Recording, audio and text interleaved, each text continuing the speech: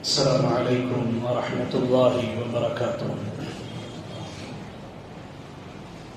نحمده ونصلي على رسوله الكريم، أما بعد،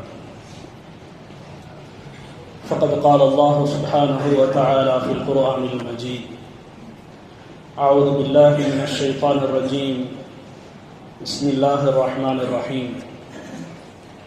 سبحان الذي أسرى بعبده ليلا من المسجد الحرام إلى المسجد الأقصى الذي باركنا حوله لنريه من آياتنا إنه هو السميع البصير. صدق الله العظيم. وقال رسول الله صلى الله عليه وسلم: طوبى للشام طوبى للشام طوبى للشام. فقلنا: لأي ذلك يا رسول الله؟ قال: لأن ملائكة الرحمن باسطة أجنحتها فيها. رواه الترمذي. கண்ணியத்திற்குரிய அல்லாஹ்வின் நல்லடியார்களே, கடந்த சனிக்கிழமை 7ஆம் தேதி முதல் இன்று வரையிலும்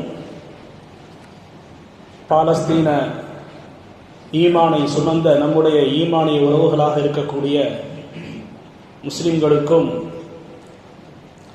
வந்தேரிகளாக பிழைப்பதற்காக வந்த இஸ்ரேலை தன்னுடைய நாடாக அறிமுகப்படுத்திக் கொண்ட யூதர்களுக்கு மத்தியில் போர் நடைபெற்று வருவதை நாம் பார்த்து வருகிறோம்.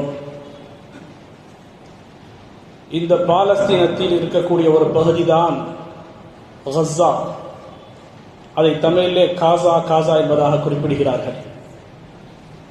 இந்த கஸா என்ற பகுதியில் வாழக்கூடிய முஸ்லிம்கள், அங்கு இருக்கக்கூடிய ஒரு அமைப்புக்கு பெயர்தான் ஹமாஸ். எதற்காக இந்த யூதர்கள் முஸ்லிம்களை அடிக்கிறார்கள்? ஏன் முஸ்லிம்கள் அவர்களை அடிக்கிறார்கள்? இதற்கு என்ன காரணம், என்ன பின்னணி என்பதை நாம் தெரிந்து கொள்ள வேண்டும் என்று சொன்னால், இந்த யூதர்கள் யார் என்பதை நாம் முதலாவதாக தெளிவாக புரிந்து கொள்ள வேண்டும். கண்மணி ரசூலுல்லாஹி ஸல்லல்லாஹு அலைஹி வஸல்லம் அவர்களுடைய காலகட்டத்தில் மதீனா இஸ்லாத்தின் கேந்திரமாக இருந்தபோது, இஸ்லாமிய ஆட்சி நடைபெற்ற பொழுது, முஸ்லிம்கள் 98% மக்கள், யூதர்கள் வெறும் 2% மக்கள் தான். பனு நதீர், பனு குரைலா, பனு கைனுகா, வெறும் 2% மக்கள் யூதர்கள். முஸ்லிம்கள் 98% மக்கள் இருக்கும் பொழுதே கண்மணி நாயகம் ஸல்லல்லாஹு அலைஹி வஸல்லம் அவர்கள் யூதர்களிடத்திலே ஒப்பந்தம் செய்கிறார்கள். உங்களை யாராவது தாக்க வந்தால் நாங்கள் உங்களுக்கு உதவி செய்வோம், எங்களை யாராவது தாக்க வந்தால் நீங்கள் எங்களுக்கு உதவி செய்ய வேண்டும். யூதர்கள் அதற்கு சம்மதிக்கிறார்கள், ஒப்புக்கொள்கிறார்கள், ஒப்பந்தத்தை ஏற்றுக்கொள்கிறார்கள். முஸ்லிம்களை எப்பொழுது அடிக்க வந்தார்களோ எதிரிகள், அந்த நேரம் பார்த்து யூதர்கள் எதிரிகளின் பக்கம் சென்று நபியையும் நபி தோழர்களையும் தாக்குவதற்காக சேர்ந்து கொண்டார்கள். எந்த அளவுக்கு என்று சொன்னால், நபியை கொல்வதற்கு முயற்சி பண்ணினார்கள். ஆனால் ஒப்பந்தம் என்ன? உங்களை நாங்கள் காப்பாற்றுவோம், எங்களை நீங்கள் காப்பாற்ற வேண்டும். இந்த யூதர்களுடைய தன்மை என்ன தெரியுமா? அல்லாஹ் சுப்ஹானஹு வ தஆலா குர்ஆனில் தெளிவாக சொல்லிவிட்டான். அவர்களுடைய பிரத்யேகமான தன்மை ஃபபிமா நக்லிஹிம் மீசாகஹும், தங்களுடைய ஒப்பந்தங்களை முறித்து விடுவார்கள். சர்வசாதாரணமாக முறிக்கக்கூடியவர்கள்.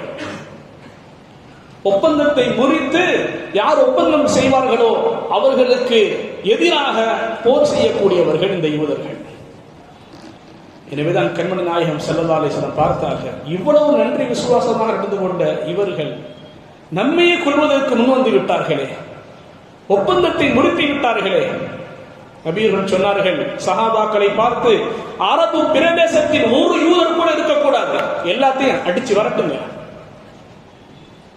அரபு பிரதேசத்தில் மக்கா, மதீனா, ரியாத் அரபு பிரதேசம் என்னவோ அந்த அரபு பிரதேசத்திலே இருக்கக்கூடாது இவர்.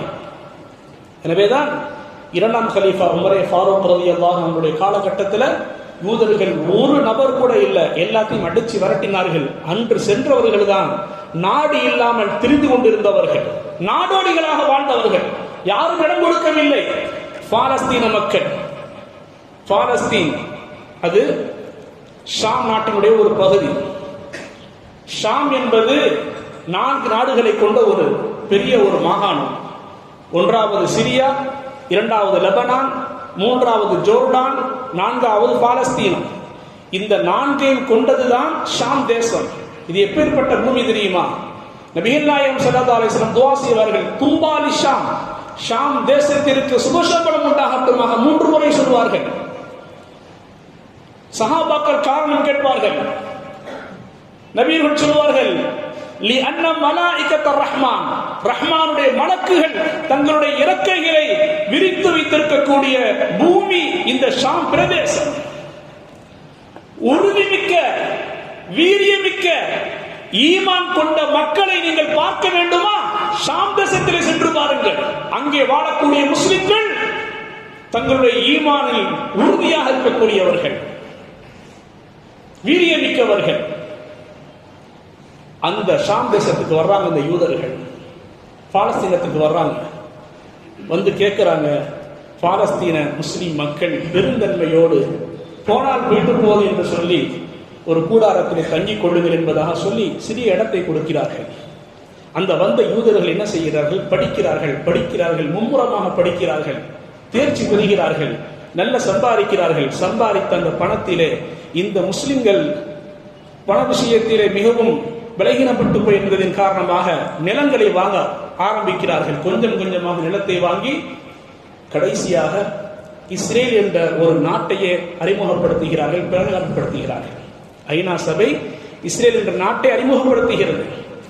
எப்பொழுது அறிமுகப்படுத்தியதோ அப்பொழுதே நம்முடைய நாட்டில் இருந்த காந்திஜி அவர்கள் சொல்வார்கள், எப்படி பிரிட்டிஷ் அவர்களுக்கு சொந்தமோ, பிரான்ஸ் அவர்களுக்கு சொந்தமோ, இங்கிலாந்து இங்கிலீஷ்காரர்களுக்கு சொந்தமோ, அதே போன்று பாலஸ்தீனம் என்பது அரபுகளுக்கு முஸ்லிம்களுக்கு சொந்தம், முஸ்லிம்களுடைய நாடு. அந்த நாட்டை எப்படி நீ பிரிக்கலாம்? ஆக எது நடந்தாலும் சரி அவர்களுக்கு அவர்கள் விஷயத்தில் எந்த ஒரு அவர்களுடைய உரிமைகள் பறிக்கப்பட்டு விடக் கூடாது என்பதாக சொல்லி ஐநா சபை அன்றே பிரித்த பிறகு பைத்துல் முகத்தஸ் என்பது முஸ்லிம்களுக்கு தான் சொந்தம் என்று தீர்மானிக்கப்பட்டு விட்ட முடிவானது. இந்த வந்தேரிகளாக இருக்கக்கூடிய இந்த யூதர்கள் என்ன செய்கிறார்கள்? தங்களுக்கு இடம் கொடுத்த அந்த முஸ்லிம்களுக்கு பெருந்தன்மையோடு அவர்களுக்கு உதவி செய்யாமல் மாறாக நீங்கள் இந்த இடத்தை விட்டும் காலி பண்ண வேண்டும், பைத்துல் முகத்தஸ் எங்களுடையது, அது எங்களுக்கு சொந்தமாக வேண்டும் என்று அவர்கள் இந்த விஷயத்திலே தலையிடுகிறார்கள். அந்த பைத்துல் முகத்தஸை, யூதர்களுடைய நோக்கம் பைத்துல் முகத்தஸை தன் கையகப்படுத்தி அதை தரைமட்டமாக இடித்துவிட்டு அங்கே ஹைக்கல் சுலைமான் என்ற சுலைமான் அலைஹிஸ்ஸலாத்துடைய கோயிலை நிறுவ வேண்டும் என்பதுதான் அவர்களுடைய ஒரு பிரதான நோக்கமாக இருக்கிறது. ஒன்று. இரண்டாவது, இந்த யூத மதம் சொல்லக்கூடிய கோட்பாடு என்ன தெரியுமா? சமீபத்தில் கூட பார்த்தோம், யூத மதத்தினுடைய தலைவன் பேசியிருக்கின்றான். உலகத்தில் யூதர்களை தவிர முஸ்லிம்கள், இந்துக்கள், கிறிஸ்துவர்கள், புத்திஸ்டுகள், இன்னும் என்னென்ன மதங்கள் இருக்கிறதோ, யூதர்களை தவிர இவர்களெல்லாம் உலகில் உயிர் வாழ்வதற்கு உரிமை இல்லாதவர்கள், உயிர் வாழ்வதற்கு உரிமை இல்லாதவர்கள். இந்த பூமி என்பது, உலகம் என்பது யூதர்களுக்கு மட்டும்தான் என்ற கொள்கையுடையவர்கள். எனவேதான் ஹிட்லர் 90% மக்களை, யூதர்களை 90% யூதர்களை அழித்து விட்டு சொன்னார், என்னை நான் அநியாயக்காரன் என்று உலகம் பேசுகிறது, நான் இருக்கக்கூடிய இந்த 10% யூதர்களையும் கொலை செய்து விடுவேன், ஆனால் நான் விட்டு விடுகிறேன். ஏன் தெரியுமா? நான் இந்த 90% யூதர்களை கொலை செய்தது சரிதானா இல்லையா என்பதை இந்த 10% யூதர்களை வைத்து உலகம் என்னை தீர்மானிக்கும். நான் செய்தது சரிதானா என்பதை உலகம் தீர்மானிக்கும் என்றுதான், அதற்காக நான் விட்டுவிட்டு செல்கிறேன் என்பதாக குறிப்பிட்டார். இந்த 10% யூதர்கள் இருந்து கொண்டு இன்று உலகை ஆட்டி படைத்துக் கொண்டிருக்கின்றார்கள். கிட்டத்தட்ட 70 வருஷம். இன்னைக்கு நம்ம யூடியூப்ல பார்க்கிறோம், பல சேனல்கள்ல பார்க்கிறோம், ஹமாஸ் இன்னைக்கு பாலஸ்தீனம் தீக்கிரையாகி கொண்டிருக்கின்றது. குழந்தைகள் கொல்லப்படுகிறார்கள். 70 வருஷ காலமாக நடந்தேறிக் கொண்டுதான் இருக்கின்றது. குறிப்பாக இந்த பெருநாட்கள், 2 பெருநாட்களிலும் அதே போல் நோன்புடைய காலங்களிலும் அவர்கள் குண்டு போட்டு நிம்மதியாக வாழ விடுவது கிடையாது. முஸ்லிம்கள் நிம்மதியாக பெருநாள் கொண்டாட விடுவது கிடையாது. விசேஷமான நாட்களில் எல்லாம் அவர்களுக்கு தொந்தரவு கொடுத்துக் கொண்டே இருப்பார்கள். எவ்வளவு சொல்லி பார்த்தார்கள் பாலஸ்தீன மக்கள், எங்களுடைய உரிமையை கை வைக்காதீர்கள், எங்களுடைய பிள்ளைகளை அனாதையாக எங்களுடைய பிள்ளைகளை கொலை செய்யாதீர்கள், எங்களுடைய பெண்களை துன்புறுத்தாதீர்கள், எங்களுடைய விளைநிலங்களிலே கை துவம்சம் செய்யாதீர்கள். எவ்வளவு சொல்லி பார்த்தார்கள், கேட்கவில்லை. உங்களுடைய உரிமையை கை வைப்போம், உங்களுடைய பிள்ளைகளை கொல்லுவோம், உங்களுடைய பெண் மக்களை நாங்கள் துன்புறுத்துவோம், உங்களுடைய ஆண் மக்களை கொல்லுவோம், விவசாயத்தில் துவம்சம் செய்வோம் என்று சொல்லி பல வருடமாக செய்து கொண்டிருக்கும் பொழுதுதான் பாலஸ்தீனத்தில் இருக்கக்கூடிய ஒரு மாவட்டம் கஸா, அங்கேதான் ஹமாஸ் என்ற ஒரு அமைப்பு, ஒரு இயக்கம் உருவாகிறது. 1988 அந்த இயக்கம் உருவாகிறது. அவர்கள் படிக்க ஆரம்பிக்கிறார்கள், தேர்ச்சி பெறுகிறார்கள். அதன் மூலமாக அவர்களை சொந்தமாக ஆயுதங்களை, ஏவுகணைகளை தயார் செய்கிறார்கள். ஒரு வருட ஷூரா ஒன்று உருவாக்கி, ஒரு வருட மஷூராவுக்கு பிறகு சுப்ஹானல்லாஹ் மிகப்பெரிய வெற்றி. சென்ற சனிக்கிழமை 7ஆம் தேதி அடிச்ச அடி, இடிக்கு மேல இடி. சுப்ஹானல்லாஹ், அந்த மாதிரி வரலாறு காணாத ஒரு அடி இஸ்ரேலுக்கு. அயன் டோம் என்று அவர்கள் கண்டுபிடித்து வைத்திருக்கிறார்கள். உலகத்தில் யாருமே கண்டுபிடிக்க முடியாத ஒரு கருவி அது. 10 கருவி வைத்திருக்கிறார்கள் அயன் டோம். ஒரு கருவியினுடைய விலை 1210,000 கோடி. 1210,000 கோடி. 10 கருவிகள் அயன் டோம் கண்டுபிடித்து வைத்திருக்கிறார். என்ன தெரியுமா செய்யும்? இந்த இஸ்ரேல் நாட்டை தாக்குறதுக்காக எங்கிருந்து ஏவுகணை வந்தாலும் கரெக்டா இது போயிட்டு ஆகாயத்திலேயே அதை அடிச்சு நொறுக்கணும். இஸ்ரேலுக்குள்ள எந்த ஒரு ஏவுகணையும் குண்டோ பாய முடியாது. அப்படியான ஒரு ஏவுகணை மிஷின் கொண்டதுதான் அயன் டோம். அதே மாதிரி உலகத்திலே மிக பிரசித்தி பெற்ற உளவுத்துறை இருக்குன்னு சொன்னா மொசாத் உளவுத்துறை யார்கிட்ட இருக்கு? அந்த இஸ்ரேல் யூதர்கள்ட்ட தான் இருக்கு. சின்ன விஷயம் நடந்தாலும் அவர்களுக்கு தெரிஞ்சுவிடும். பாருங்கள், சனிக்கிழமை நம்முடைய முஸ்லிம் ஹமாஸ் அமைப்பு அவர்கள் கிட்டத்தட்ட 20 நிமிடத்தில் 7000 ஏவுகணைகளை விட்டு அயன் டோம் ஒன்றும் செய்ய முடியல, மொசாத் அமைப்பை கண்டுபிடிக்க முடியல. இஸ்ரேலை ஒப்புக்கொண்டு நாங்கள் தோற்றுவிட்டோம் என்ற இதனை பேட்டி கொடுத்தார்கள். உலக மக்கள் காரி துப்புறாங்க. என்ன பெரிய மொசாத் உளவுத்துறை, என்ன பெரிய அயன் டோம். உக்ரைனுக்கு ரஷ்யாவுக்கு மத்தியில் போர் நடக்கும் பொழுது உக்ரைன் நாடு இவங்கள்ட்ட இஸ்ரேல்கிட்ட கேட்கிறாங்க, எத்தனை கோடி வேணாலும் தரணும், எனக்கு அயன் டோம் எங்களுக்கு தாங்க கெஞ்சுறாங்க. கொடுக்க மறுத்து விட்டது இஸ்ரேல். அமெரிக்கா கேட்டது, அமெரிக்கா கெஞ்சியது, அமெரிக்காவுக்கு அந்த அயன் டோமை கொடுத்தது. பாருங்கள், சுப்ஹானல்லாஹ், அல்லாஹ் சுப்ஹானஹு வ தஆலா எப்படியான ஒரு சக்தியை, ஆதிக்கத்தை அல்லாஹ் தஆலா முஸ்லிம்களுக்கு கொடுத்திருக்கின்றார்.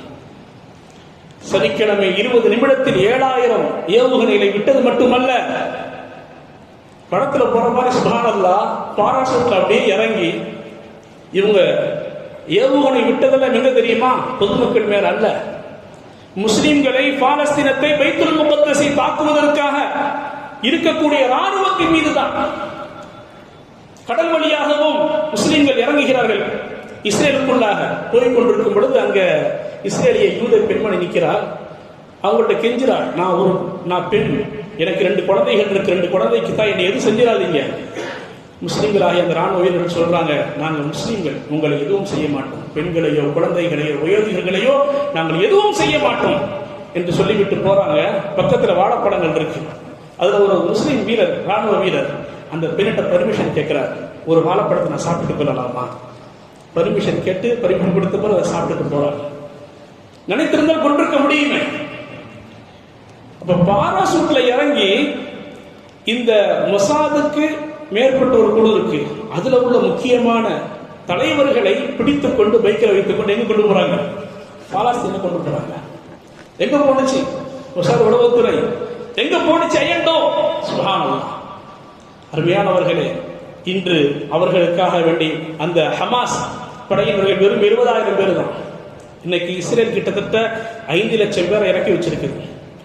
இன்ஷா அல்லாஹ் ஹமாஸுடைய தலைவர் சொல்கிறார், எங்களிடத்தில் நிறைய ஆயுதங்கள் இருக்கிறது, நாங்கள் விட மாட்டோம். இந்த காசா பகுதி பாலஸ்தீனத்தை முழுமையாக அழித்தாலும் கூட இஸ்ரேல் மிகப்பெரிய தோல்விதான் அவர்களுக்கு. சனிக்கிழமை அடித்த அடி. இந்த யூதர்கள் எப்படிப்பட்டவர்கள் என்று சொன்னால், பல நபிமார்களை கொன்று குவித்தவர்கள். சுருக்கமாக சொன்னால், உலகத்தில் மனிதர்களை கொல்லக்கூடிய விஷ ஜந்துக்கள் யூதர்கள். விஷ ஜந்துக்கள். கைரில் மக்தூபி அலைஹிம் வலல்லாலீன். மக்தூபி அலைஹிம் யார்? ஒவ்வொரு நாளும் நாம் சூரா ஃபாத்திஹா ஓதுகிறோம் தொழுகையில். கைரில் மக்தூபி அலைஹிம், கோபப்பட்ட கூட்டம், அல்லாஹ்வால் கோபிக்கப்பட்ட செபிக்கப்பட்ட கூட்டத்தில் எங்களை ஆக்கிவிடாதே என்று நாம் கேட்கிறோமே, யார் அது? இந்த யூதர்கள் தான். வலல்லாலீன், வழிகட்ட கூட்டத்தார்கள் எங்களை ஆக்கிவிடாதே, யார்? கிறிஸ்தவர்கள். இந்த யூதர்கள் பல நபிமார்களை, 300க்கும் மேற்பட்ட நபிமார்களை கொன்று குவித்தவர்கள். பைத்துல் முகத்தஸ்ல தந்தை ஜக்கரியா அலைஹிஸ்ஸலாம் மிஹ்ராப்ல ஒரு பக்கம் தொழுது கொண்டிருக்கிறாங்க. மகனார் யஹ்யா அலைஹிஸ்ஸலாம் இன்னொரு பக்கம் தொழுது கொண்டிருக்கிறாங்க. நீண்ட சம்பவம், சுருக்கமாக சொல்கிறேன். யூதர்கள் வருகிறார்கள், யஹ்யா அலைஹிஸ்ஸலாத்துடைய தலையை அறுத்து தலையை கொண்டு போறாங்க. சர்வ சாதாரணம். இந்த லாரியில பிராய்லர் கோழி கொண்டு போறாங்கல்ல, அந்த மாதிரி தான் யூதர்களுக்கு முன்னால் மற்ற எல்லா மதத்தினுடைய மக்களும் அவர்களுக்கு ஒரு பிராய்லர் கோழி மாதிரி. அல்லாஹ் பாதுகாக்க வேண்டும். சரியான இடத்தில் அல்லாஹ் சுப்ஹானஹு வ தஆலா அமைத்தான். அந்த இந்த முஸ்லிம்கள் ஏன் அவர்களிடத்திலே போர் செய்கிறார்கள்? தான் வாழ வேண்டும் என்பதற்காகவா? கிடையாது. தன்னுடைய மண்ணுக்காகவா? கிடையாது. தன்னுடைய ஆட்சியை தக்க வைத்துக் கொள்ள வேண்டும் என்பதற்காக கிடையாது. எதற்காக? அல்லாஹ்வுடைய அடையாள சின்னமாக இருக்கக்கூடிய பைத்துல் முகத்தஸ் என்ற பள்ளிவாசலை பாதுகாப்பதற்காகத்தான் இத்தனை 1000 மக்கள் ஷஹீதாகிறார்கள். இதுவரை கிட்டத்தட்ட 70 வருடமாக ஷஹீதாக்கப்படுவதற்கான நோக்கம் எதற்காக வேண்டி? பைத்துல் முகத்தஸை நாம் விட்டுவிடக் கூடாது, நம்முடைய பாதுகாப்பு இருக்க வேண்டும். ரசூலுல்லாஹி ஸல்லல்லாஹு அலைஹி வஸல்லம் சொல்வார்கள், நீங்கள் நன்மையை நாடி பள்ளிவாசலுக்கு செல்ல வேண்டும், பயணம் செல்ல வேண்டும் என்று சொன்னால் 3 பள்ளிகளுக்கு மட்டும்தான் உங்களால் பயணம் செய்ய முடியும். நன்மையை நாடி. ஒன்று மக்காவில் இருக்கக்கூடிய மஸ்ஜிதுல் ஹராம், இரண்டாவது மதீனாவில் இருக்கக்கூடிய மஸ்ஜிதுல் நபவி, மூன்றாவது பாலஸ்தீனத்தில் இருக்கக்கூடிய பைத்துல் முகத்தஸ் என்பதாக சொல்வார்கள் கண்மணி நாயகம் ஸல்லல்லாஹு அலைஹி வஸல்லம். பைத்துல் முகத்தஸில் எவரும் ஒருவர் ஒரு ரக்காத்துக்களை தொழுவாரோ மற்ற பள்ளிவாசலில் 1000 ரக்காத்துக்களை தொழுவதற்கு சமம் என்பதாக குறிப்பிடுவார்கள். மைமூனா ரலியல்லாஹு அன்ஹா நபியினுடைய அடிமை பெண் கேட்கிறார்கள், அஃப்தினா ஃபி பைத்துல் முகத்தஸ், பைத்துல் முகத்தஸ பத்தி எனக்கு சொல்லுங்க என்பதாக சொன்ன பொழுது நபிகள் நாயகம் ஸல்லல்லாஹு அலைஹி வஸல்லம் சொன்னார்கள், அர்துல் மஹ்ஷரி வல் மன்ஷர். அந்த பைத்துல் முகத்தஸ் பாலஸ்தீன ஷாம் நாட்டுடைய அந்த பூமி தான் மஹ்ஷர் மைதானம். நம்ம ஏதோ நாளைக்கு அல்லாஹ் தஆலா இறுதி நாள்ல எல்லாத்தையும் எழுப்பி தீர்ப்பு கேட்பாங்கிறது எங்க? 7 வானத்துக்கு மேல அல்ல, பூமியில பாலஸ்தீனத்துல. அதுதான் நாளைக்கு மஹ்ஷர் மைதானம். ரசூலுல்லாஹி ஸல்லல்லாஹு அலைஹி வஸல்லம் சொன்னார்கள், அர்துல் மஹ்ஷரி வல் மன்ஷர், உங்களை எல்லாம் எழுப்பக்கூடிய, உங்களை எல்லாம் ஒன்று திரட்டக்கூடிய, கேள்விகளுக்கு கேட்கக்கூடிய நாளை மஹ்ஷர் மைதானமே அந்த பூமி தான் என்று சொல்லிவிட்டு சொன்னார்கள், இத்தூஹா ஃபஸல்லு ஃபீஹி, அங்கே செல்லுங்கள், நீங்கள் அங்கே தொழுங்கள், ஃபஇன்ன ஸலாத்தன் ஃபீஹி கஅல்ஃபி ஸலாத்தின் ஃபீ கைரிஹி, அங்கே ஒரு தொழுகையை தொழுவது இதர பள்ளிவாசல்களில் 1000 தொழுகையை தொழுவதற்கு சமமானது. உடனே மைமூனா ரலியல்லாஹு அன்ஹா கேட்கிறாங்க, நான் அங்கே செல்வதற்கு என்னால் பண வசதி சக்தி இல்லாவிட்டால் என்ன செய்வது? நபிகள் நாயகம் ஸல்லல்லாஹு அலைஹி வஸல்லம் சொன்னார்கள், துஹதி லஹு ஸைத்தன் யஸ்ருஜு ஃபீஹி, அந்த பள்ளிவாசலை விளக்கெரிப்பதற்காக வேண்டி அந்த விளக்கிற்குண்டான எண்ணெயை நீங்கள் இங்கிருந்து அனுப்புங்கள். அப்படி அனுப்பினால் ஃபஹுவ கமன் அத்தாஹு, அங்கே சென்று நீங்கள் தொழுதவரை போன்று ஆகிவிடுவீர்கள். அஹ்மத் முஸ்னத் அஹ்மதுல, அபூதாவுதுல இந்த ஹதீஸ் பதிவு செய்யப்பட்டிருக்கு. இன்னைக்கு நம்ம எங்கெங்கேயோ போறோம், நம்முடைய மகனார் இருக்கிறான்னு சொல்லிட்டு ஃபாரின் போறோம், மகள்ல பார்க்க போறோம், நம்முடைய நண்பரை பார்க்க போறோம், வியாபார நிமித்தமாக வெளிநாடுகள் போறோம், சிங்கப்பூர், மலேசியா, துபாய், அமெரிக்கா. இந்த ஊருக்கு நம்ம போனோமா? அல்லாஹ்வுடைய அடையாள சின்னம் இருக்கக்கூடிய இந்த ஊருக்கு நாம் போனோமா? சற்று கடமைப்பட்டிருக்கின்றோம். அங்கே உள்ள மக்கள் மற்ற நாட்டவர்களை பார்த்து கேட்பது ஒரே கேள்வி, நீங்கள் எங்களுக்கு எந்த உதவியும் செய்ய வேண்டாம், எங்கள் ஊருக்கு வந்து செல்லுங்கள், அதுவே எங்களுக்கு மிகப்பெரிய பலம். நீங்கள் எல்லாம் வராததுதான் இந்த யூதர்களுக்கு அது ஒரு சாக்காக இருக்கின்றது, விலகினப்பட்டு போய்விட்டார் என்பதற்கு காரணமாக இருக்கிறது. அவ்வப்பொழுது நீங்கள் எங்களுடைய பூமிக்கு பைத்துல் முகத்தஸிற்கு வந்து செல்லுங்கள் என்பதாக குறிப்பிடுவார்கள். உலகத்திலேயே பரக்கத்தான பூமி ஒன்று இருக்கிறது சொன்னா அல்லாஹுவால் 5 இடங்களில், ஒரு இடம் அல்ல 5 இடங்களில் நாம் பரக்கத் செய்துள்ளோம், அருள்வளம் சொரிந்துள்ளோம் என்று அல்லாஹுவான் சொல்லப்பட்ட ஒரு பூமி இருக்குதுன்னு சொன்னா அது இந்த ஷாம் நாடு தான். பனி இஸ்ராயீல் முதலாவது வசனம், சுப்ஹானல்லதி அஸ்ரா பி அப்திஹி லைலம் மினல் மஸ்ஜிதில் ஹராம் இலல் மஸ்ஜிதில் அக்ஸா. நபி ஸல்லல்லாஹு அலைஹி வஸல்லம் அவர்களை ஒரே இரவில் மஸ்ஜிதுல் ஹராமில் இருந்து பைத்துல் முகத்தஸ் வரை இரவு பயணத்தை மேற்கொள்ள வைத்த அல்லாஹ் மகா தூய்மையானவன். அந்த மஸ்ஜிதுல் அக்ஸா எப்படிப்பட்டது? அடுத்து அல்லாஹ் வர்ணிப்பான், அல்லதி பாரக்கனா ஹவுலா, அந்த ஊரை நாம் பரக்கத் செய்திருக்கின்றோம் என்று அல்லாஹ் பதிவு செய்வான். பரக்கத்தான பூமி என்று அல்லாஹ் பதிவு செய்கிறான். சூரா சபாவுடைய 18வது வசனம், வஜஅல்னா பைனஹா வ பைனல் குரல்லதி பாரக்னா ஃபீஹா. யமன் தேசத்திற்கும் ஷாம் தேசத்திற்கும் மத்தியில் பல ஊர்களை ஆக்கி வைத்திருக்கிறோம் என்று அல்லாஹ் சொல்லக்கூடிய அல்லாஹ் யமன் தேசம் என்று சொல்லிவிட்டு ஷாம் தேசம் என்று சொல்லும் பொழுது கூட இதையும் சேர்த்துக் கொள்வான், அல்லதி பாரக்னா ஃபீஹா. எந்த ஊரிலே நாட்டிலே நாம் அருள் வளங்களை பொழிந்திருக்கின்றோமோ அப்படிப்பட்ட பரக்கத்து பொருந்திய பூமி என்று அல்லாஹ் பதிவு செய்கிறான். சூரா அம்பியாவுடைய 81வது வசனம், ஒலி சுலைமான ரிஹ ஆசிஃபத்தன் தஜ்ரி பி அம்ரிஹி இலல் அர்தில்லதி பாரக்னா ஃபீஹா. நபி சுலைமான் அலைஹிஸ்ஸலாம் அவர்களுக்கு நாம் காற்றை வசப்படுத்தி கொடுத்தோம். அந்த காற்று அவர் நாடிய நாம் பரக்கத்து பொருந்திய அந்த பாலஸ்தீனத்திற்கு கொண்டு சென்றது. எங்கெல்லாம் அல்லாஹ் இந்த ஷாம் தேசத்தை பற்றி குறிப்பிடுவானோ அங்கெல்லாம் பாரக்னா பாரக்னா என்று சொல்லாமல் விடுவது கிடையாது. அதே அம்பியாவினுடைய 71வது வசனம், வனஜ்ஜைனாஹு வ லூத்தன், இப்ராஹிம் அலைஹிஸ்ஸலாம் அவர்களையும் லூத் அலைஹிஸ்ஸலாம் அவர்களையும் பாரக்னா ஃபீஹா, பரக்கத்து பொருந்திய பூமியின் பக்கம் நாம் அனுப்பினோம் என்று அல்லாஹ் பதிவு செய்வான். சூரா மாயிதாவில் 5வது வசனம் என்ன? 21வது சூரா மாயிதாவினுடைய 21வது வசனம், மூசா அலைஹிஸ்ஸலாம் தன்னுடைய கூட்டத்தாரை பற்றி சொல்கிறார்கள், யா கௌமி துகுலுல் அர்தல் முகத்தஸா, எனது கூட்டமே பரிசுத்த பூமியிலே நீங்கள் நுழையுங்கள் என்று அல்லாஹ் தஆலா பதிவு செய்கிறார். மூசா அலைஹிஸ்ஸலாம் சொல்வார்கள், நீங்கள் பாலஸ்தீனத்திற்குள் ஷாம் தேசத்திற்கு நுழைய போகிறீர்கள், சாதாரண பூமி அல்ல, அது பரிசுத்தமான பூமி, அல்லாஹ்வால் பரக்கத் செய்யப்பட்ட பூமி. என்ன காரணம்? ஏன் அல்லாஹ் தஆலா பரக்கத் பொருந்திய பூமியாக இந்த மண்ணை ஆக்கினான்? முதலாவது பைத்துல் முகத்தஸ் தான் முஸ்லிம்களுக்கு முதல் கிப்லாவாக இருந்தது. நபி ஸல்லல்லாஹு அலைஹி வஸல்லம் அவர்கள் மதீனாவிற்கு வந்த பிறகு 7 மாதங்கள் வரை பைத்துல் முகத்தஸை நோக்கி தான் தொழுது கொண்டிருந்தார்கள். மஸ்ஜிதுல் கிப்லத்தை அந்த பள்ளிவாசலில் பதித்து தொழுது கொண்டிருக்கும் பொழுதுதான் அல்லாஹ் சுப்ஹானஹு வ தஆலா காபாவை கிப்லாவாக ஆக்கிவிட்டோம் என்று சொன்ன பொழுது திரும்பினார்கள். அது வரைக்கும் பைத்துல் முகத்தஸ் முஸ்லிம்களுடைய அவ்வல் கிப்லா, முதல் கிப்லாவாக இருந்தது. கண்மணி நாயகம் ஸல்லல்லாஹு அலைஹி வஸல்லம் அவர்கள் மிஅராஜுடைய பயணம், புனிதமிக்க பயணத்தை, ஆச்சரியப்படக்கூடிய அந்த பயணத்தை மேற்கொண்டதும் இந்த பைத்துல் முகத்தஸில் இருந்துதான் நபி ஸல்லல்லாஹு அலைஹி வஸல்லம் பயணத்தை மேற்கொண்டார்கள். ஆயிரக்கணக்கான நபிமார்கள் வந்த பூமி இந்த பூமி, பல நூற்றுக்கணக்கான நபிமார்களை சுமந்திருக்கக்கூடிய பூமி இந்த பூமி. இஸ்ஹாக் அலைஹிஸ்ஸலாம் பிறந்த பூமி, யாக்கூப் அலைஹிஸ்ஸலாம் பிறந்த பூமி, யூசுப் அலைஹிஸ்ஸலாம் பிறந்த பூமி, ஜக்கரியா அலைஹிஸ்ஸலாம், யஹ்யா அலைஹிஸ்ஸலாம் வாழ்ந்த பூமி. கியாமத்தின் நெருக்கத்தில் மிகப்பெரிய ஒரு போர் நடக்கும். அந்த போர் இந்த இடத்தில் தான், பாலஸ்தீனத்தில் கௌதா என்ற பகுதியில் தான் நடக்கும் என்பதாக கண்மணி நாயகம் ஸல்லல்லாஹு அலைஹி வஸல்லம் முன்னறிவிப்பு செய்து சென்ற ஒரு பூமி அது.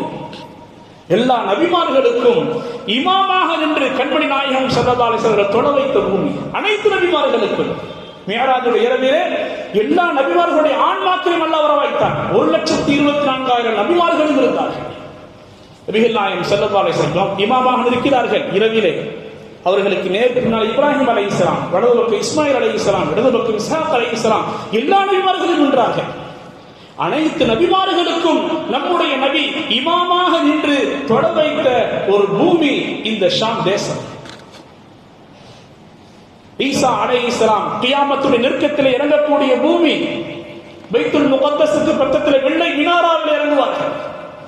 தஜ்ஜால் அந்த நேரத்திலே வருவான். லூத்தி என்ற இடத்திலே வைத்து ஈசா அலைஹிஸ்ஸலாம் அவர்கள் தஜ்ஜாலை கொள்ளுவார்கள். இறங்கக்கூடிய நேரத்தில் ஃபஜ்ருடைய நேரம் இகாமத் சொல்லப்பட்டிருக்கும். மஹ்தி அலைஹிஸ்ஸலாம் அவர்கள் ஈசா அலைஹிஸ்ஸலாத்தை தொட வைக்க சொல்லுவார்கள்.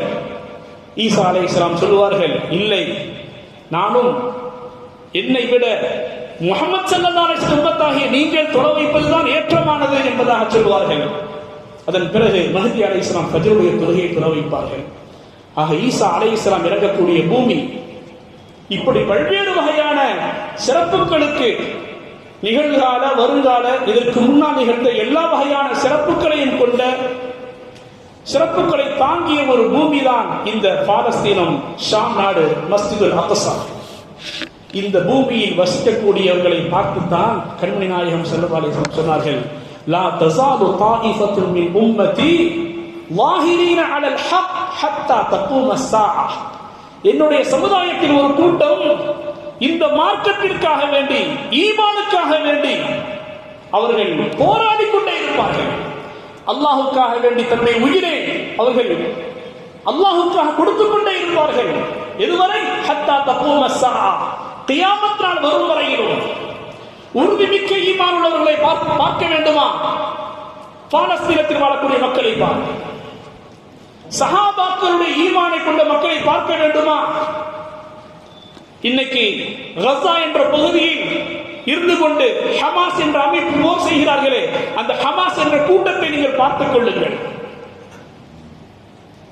எந்த அளவிற்கு என்று சொன்னால், சின்ன சின்ன குழந்தைகளிடத்தில் இருக்கக்கூடிய ஈமானும் நமக்கு மெய்சிலிர்க்க வைக்கின்றது. இஸ்ரேலால் தாக்கப்பட்ட குழந்தைகளில் ஒரு குழந்தை ஹாஸ்பிட்டல் அட்மிட் செய்யப்படுது. டாக்டர் அந்த குழந்தைக்கு நிவாரணம் செய்கிறார். நிவாரணம் செய்து முடித்த பிறகு அந்த பிள்ளை வெடித்த பிறகு அந்த பிள்ளை சொல்கிறது, இவர் டாக்டர் கேட்கிறாரு, நீங்க எந்த பகுதியுமான்னு. அந்த பிள்ளை சொன்னது, நான் கஸா பகுதியினுடைய வீடு இருக்கின்றது, என்னுடைய வீட்டில் என்னுடைய உம்மா, என்னுடைய வாப்பா, என்னுடைய சகோதரர்கள் இருக்கக்கூடிய நேரத்தில் ஒரு குண்டு பாய்ந்து அனைவரும் வீட்டிலேயே ஷஹீதாகி விட்டார்கள். நான் இப்பொழுது காயத்தோடு இருக்கின்றேன்.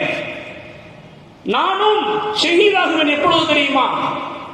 இந்த மண் 3வது முறை வெற்றி கொள்ளப்படுமே, அதுவரை நான் போராடுவேன். பைத்துல் முகத்தஸ் 3வது முறை வெற்றி கொள்ளப்படும் வரையிலும் நான் விடமாட்டேன். நான் ஷஹீதாகுவேன், இதற்காகவே ஷஹீதாகுவேன். டாக்டர் கேட்டார், அது என்ன 3வது வெற்றி தம்பி? அந்த பையன் சொன்னான், இந்த பைத்துல் முகத்தஸ் முதலாவதாக வெற்றி கொள்ளப்பட்டது 2ஆம் கலீஃபா அமீருல் முஃமினீன் உமருல் ஃபாரூக் ரலியல்லாஹு அன்ஹு அவர்கள் மூலமாக வெற்றி கொள்ளப்பட்டது. 2வது முறை வெற்றி கொள்ளப்பட்டது சுல்தான் சலாஹுத்தீன் அய்யூபி ரஹ்மத்துல்லாஹி அலைஹி அவர்களின் மூலமாக வெற்றி கொள்ளப்பட்டது. 3வது முறையிலும் இந்த மண் வெற்றி கொள்ளப்படும். அதற்காகத்தான் அதற்காகவே நான் உயிர் வாழ்ந்து கொண்டிருக்கின்றேன். அதற்காக நான் ஷஹீதாக தயாராக இருக்கின்றேன். ஒரு சின்ன பிள்ளையுடைய பேட்டிங்க இது. ஒரு மௌலவி, பிரபலியமான ஒரு மௌலவி இருக்கிறார், முன்னாள் இமாம், பிரபலியமான ஒரு மஸ்ஜிதுடைய முன்னாள் இமாம். அவர் பாலஸ்தீனம் போயிருக்கிறார். அப்ப அவர் கூட இருந்தவங்க எல்லாம் சாக்லேட் கொண்டு வந்திருக்கிறாங்க. எல்லா குழந்தைகளும் வந்துட்டாங்க, எல்லாரும் சாப்பிட்டு போயிட்டாங்க. ஒரே ஒரு பிள்ளை மட்டும் அந்த இமாமுடைய கையை பிடிச்சிக்கிட்டு இமாமுடைய வந்துச்சான். இப்ப பக்கத்துல சாக்லேட் கொடுத்தவர் சொன்னாரு, ஹஸரத் அந்த பிள்ளை இந்தியா கூட்டு போயிடறாங்க. உடனே அவன் அரபியா கேட்கறாங்க, தம்பி என்னோட இந்தியா வந்துருவியாமா? அந்த புள்ள கேட்டுச்சு, இந்தியாவுக்கு வந்து என்ன தருவீங்க? உடனே முஹத்திஸ், அதாவது இன்ஜினியர் ஆக்கிடுவோம், தபி டாக்டர் ஆக்கிடுவோம். அந்த பையன் சொன்னான ஒரு மாதிரி மூஞ்ச வச்சுக்கிட்டு, என்ன நீங்க இந்தியாவுக்கு வந்தா என்னை டாக்டரா அல்லது இதைத்தான் நீங்க கொடுக்க முடியும், தர முடியும், ஷஹீதாக முடியுமா? நான் இறைவனுக்காக ஈமானுக்காக நான் ஷஹீதாக முடியுமா? சுப்ஹானல்லாஹ். எப்பேற்பட்ட ஒரு பிஞ்சி குழந்தைகளுடைய உள்ளத்தில் இருக்கக்கூடிய ஈமானுடைய அந்த இன்டென்சிட்டி, வீரிய தன்மை, அதையும் நம்முடைய ஈமானை கொஞ்சம் சுண்டி பார்க்க, பரிசீலித்து பார்க்க நாம் கடமைப்பட்டிருக்கின்றோம். ஜும்மா தொழுகைக்காக வேண்டி முகத்தை கழுவ எத்தனை பேர் முகத்தை கழுவ யோசிக்கிறார்கள் தெரியுமா? ஒரு கூட்டம் இங்க ஜும்மாக்கு வந்திருக்கீங்கன்னு சொன்னா இதே கூட்டம் ஜும்மாக்கெல்லாம் வெளியே இருக்காங்க. சரி, இந்த கூட்டமாவது ஃபஜ்ர் தொழுகைக்கு வர்றாங்களா? 98% வர்றதில்லை. பாலஸ்தீன குழந்தைகள், பெண் குழந்தைகள், சிறார்கள் எல்லாம் உயிரையே கொடுப்பதற்காக வாழ்ந்து கொண்டிருக்கக்கூடிய இந்த காலகட்டத்தில் நம்ம ஒரு அரை மணி நேரம் தூக்கத்தை தியானம் செய்து அல்லாஹ்வுடைய கடமையை பருதை நிறைவேற்றுவதற்கு நம்மால முடியுதா? இதுதாங்க நம்முடைய ஈமான், அவருடைய ஈமான். எவ்வளவு பின்னங்கி போயிருக்க பாருங்க. பாலஸ்தீன மக்களுடைய சின்ன குழந்தையுடைய ஈமான் கூட நம்மகிட்ட இல்லைன்னு சொன்னா வெட்கப்படணும், தலைகுனியணும். எனவே நாம் பாடம் பெற வேண்டிய விஷயம், அவர்கள் ஈமானுக்காக வேண்டி உயிரே கொடுக்க எப்பொழுதும் தயாராக இருந்து கொண்டிருக்கின்றார்கள். ஒரு வாலிபர் சொன்னார், உங்களுக்கெல்லாம் வெறும் 5 நேர வக்துடைய தொழுகை தான் கடமை, ஆனால் பாலஸ்தீனத்தில் வசிக்கக்கூடிய எங்களுக்கு 6 நேர தொழுகை. 5 நேர பரதான தொழுகை மட்டுமல்ல, ஒவ்வொரு நாளும் ஜனாசாவுடைய தொழுகை நாங்கள் தொழுது கொண்டிருக்கின்றோம் என்பதாக குறிப்பிடுவார். அல்லாஹ் சுப்ஹானஹு தஆலா எப்படி ஒரு வீரமிக்க சமூகமாக அங்கே வளர்ந்து வருகிறார்கள், அது போன்ற ஈமானை, வீரமிக்க ஈமானை அல்லாஹ் தஆலா நமக்கு தந்தருள் புரிவானாக. அல்லாஹ்வுடைய கட்டளைகளை சரியான முறையிலே பின்பற்றி வாழ்வதற்கு அல்லாஹ் தௌஃபீக் செய்வானாக. அந்த மக்களுக்கு கூடிய சீக்கிரத்தில் நல்ல ஒரு நிலையை அல்லாஹ் ஏற்படுத்தி தருவானாக. இஸ்ரேல் அவர்களுக்கு மிகப்பெரிய தோல்வி அல்லாஹ் தஆலா கொடுப்பானாக. ஹமாஸ் மக்களுக்கு எல்லா வகையும் அல்லாஹ் உதவி செய்வானாக. இந்த பாலஸ்தீன மக்களுக்கு எந்தெந்த நாடுகள் எல்லாம் உதவி புரிகிறார்களோ அவர்களுக்கும் அல்லாஹ் தஆலா உதவி செய்வானாக. வாஹிர் தஅவானா அல்ஹம்துலில்லாஹி ரப்பில் ஆலமீன்.